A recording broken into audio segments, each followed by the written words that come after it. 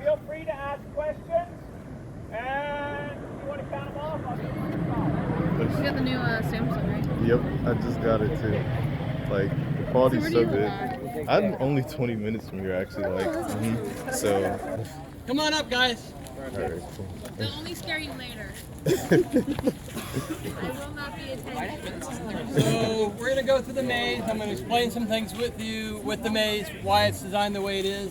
This maze is between about $100,000 to $150,000 to build. We built it 2 years ago. So this is its second year. Later on, you'll be coming down here and seeing it in action with the monsters on an exclusive walkthrough with the lights and sound and everything going on later on.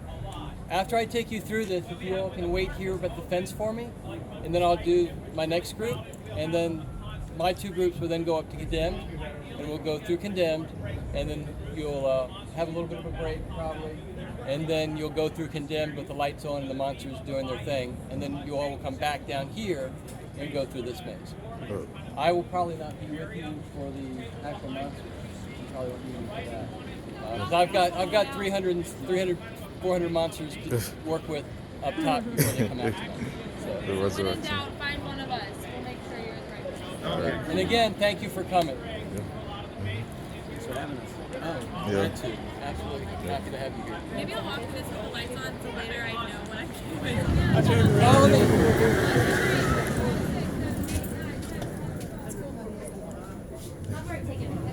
Just kind of fill the room.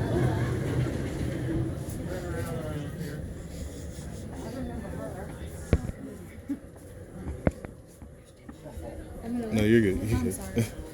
Just tell me to move. That's fine.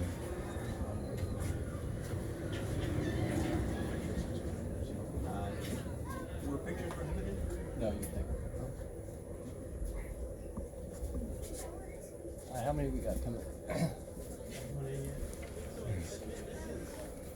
How many we got? You guys at the end of the 25? That's the end? All right, come on in.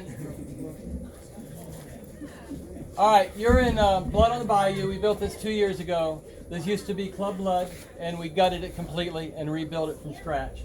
A lot of this maze is elevated because of the water. You can see through the window the water and all the moss and everything else hanging.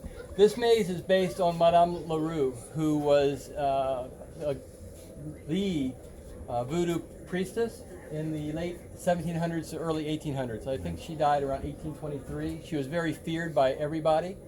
And this room here is a museum about her and things about her life. And then from here we end up going into another area of her home before we get into the part of New Orleans that she inhabited and cursed at the time of her death. She was very feared by a lot. There's lots of Easter eggs in a lot of these mazes. This table right here is an Easter egg. This is written in a Rome ancient type font. My name's in here.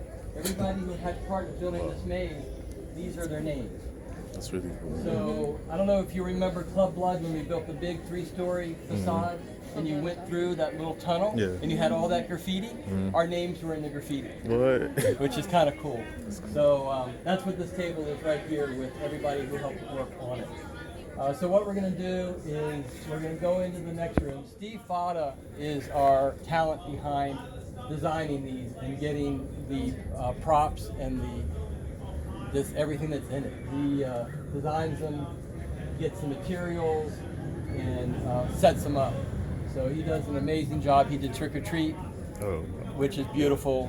This was the second maze of that caliber we did. And then you've got Condemned as well, which used to be No Vacancy, that we revamped and tore a lot of stuff out and redid, which you'll see in a little bit. So as we walk into here, you walk into her study.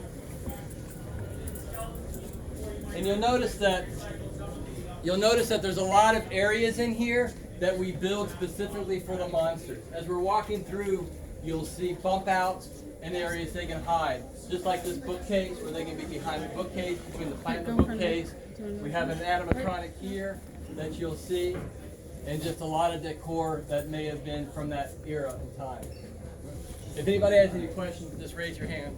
Where we're going now is into the graveyard. This is crazy. And as you walk into the graveyard,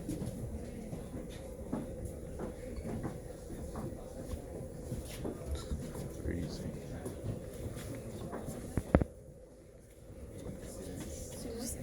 you can see some other yeah, Easter yeah. eggs in here that you won't see in the dark. Wow. You'll see names on the wall of people that help do things as well, which you don't normally see when the lights are out. This is a cemetery that she's buried in. This is a statue of her. This cemetery in New Orleans is considered one of the most haunted in New Orleans, where she's at. People come up to her grave and leave candles and other gifts to worship her. We have view of the other areas of New Orleans, other buildings, and the blue in here is going to be the water between the different buildings. You'll see monsters in the swamp. You'll see monsters all in different areas coming out from behind her grave. As we move forward, she was a priestess of voodoo, so we're going to enter the voodoo room, which is where we start going into the curse that she did on New Orleans. You design all of them? Steve Potter does. What in the world? This is crazy. And as you can see in here, we have a lot of different areas that the monsters can come out of with the different levels. And we have mirrors, which sometimes you won't see them, but they'll come up behind the mirror at you. As we walk around here, we're now getting into the curse that she's done to New Orleans. And we're going to be going into a meat prep area. This is crazy. It's going to be kind of hard to fit everybody in here, but we'll see what we can do. Wait, I have a question. Yes, Were sir. any of these props used in the slaughterhouse? Another maze where we can use them, we're going to repurpose them, like you'll see a lot in this area here. So as I said, this is where the curse starts, where she dealt with her victims, not very nicely, as you can see. And we're going to start walking through the parts of New Orleans where her victims were and where she spread fear. Sorry. I'm sorry. You're fine. It's okay. So what is your favorite haunted house you've ever had? I mean, of course I like the ones like Condemn with like the lights looked different, but yeah. it really freaks people out. Wow. So one of the nice things that we have here is when you're walking through this corridor, you'll be like on a dock going into the different buildings. You'll see the moats, which gives monsters chances to come up from the moats, come up from behind a lot of the plant life that we have in here as well. It works really good. They can move anywhere all in this whole area, so they can get multiple scares. They can get somebody here, they can get them here, they can even get them over in here. They have a law. Everything that you see here is connected, so they can move all around this area. What we're going to go now, we're going to go into what we call the fortune telling room. We have a hanging table. You'll see a fortune teller in here as well. A lot of the you'll see a lot of the stuffed animals. A lady donated all these. Her husband was a taxidermist, and when he passed away, she asked if we would like to use these for people's entertainment, to be able to see the work he's done. So we definitely said absolutely. So you'll see a lot of this stuff, and it was all donated by the widow. Beautiful stuff.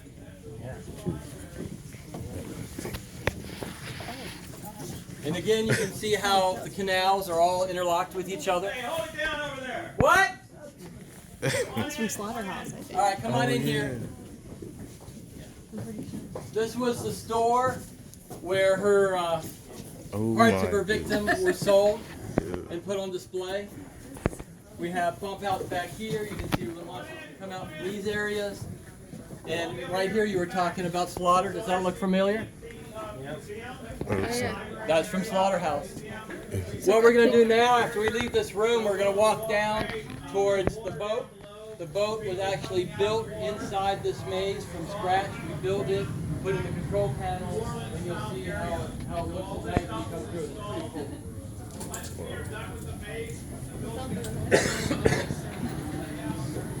cool. Wow. But all these lights you'll see lit up, the high voltage sparks. We have, one of the other things we have in a lot of places. Oh, that sound. Oh, I hate that. That always gets me. What makes you decide to change the theme? How long it is, how old the maze is. This time to retire it out and bring in something new. Exactly. Just, Danielle is out if you want to send an application. Okay, so let's wait for the last group. Yes. So we ended up coming in earlier and being shown a preview of this. But one question I had that he was unable to answer, I believe it was Steve, wasn't it?